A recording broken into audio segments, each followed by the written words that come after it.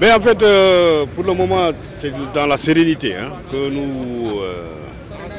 que se déroule l'audience de la chambre criminelle de la Cour suprême.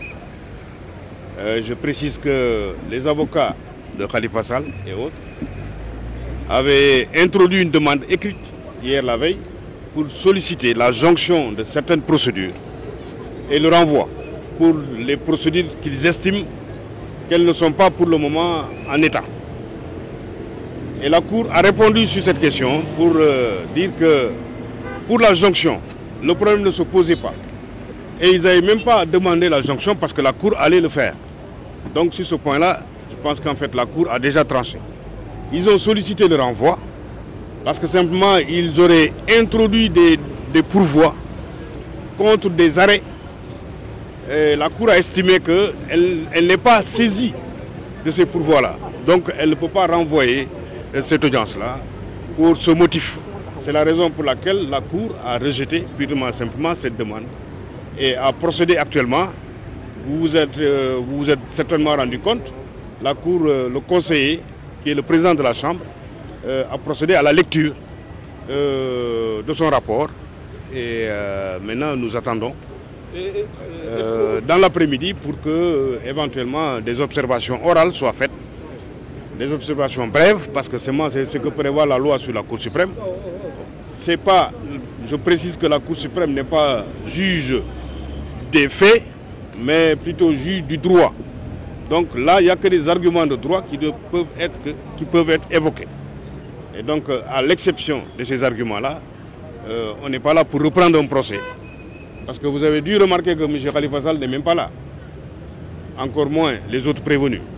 Donc, c'est vous dire qu'on est devant le juge du droit, on n'est pas devant le juge des faits.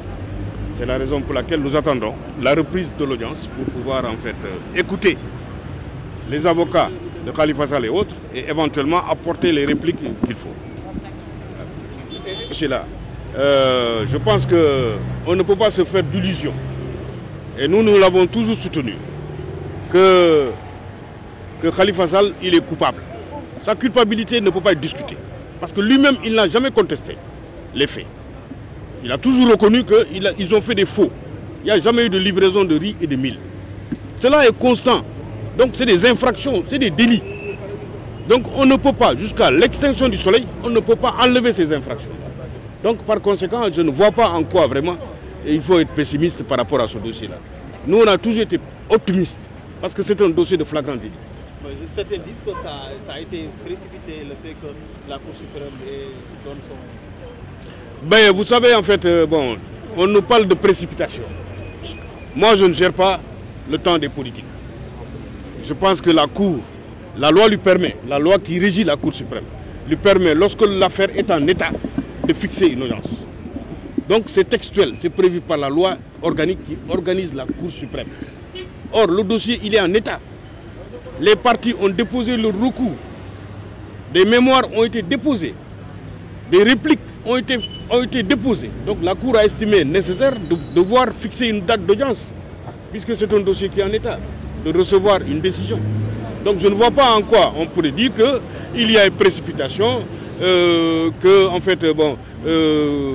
c'est une décision purement politique. La décision n'a rien de politique, parce que la loi organique sur la Cour suprême, c'est la nouvelle loi de 2017, permet à la Cour suprême, lorsque les délais sont expirés, lorsque le dossier est en état, de fixer l'audience.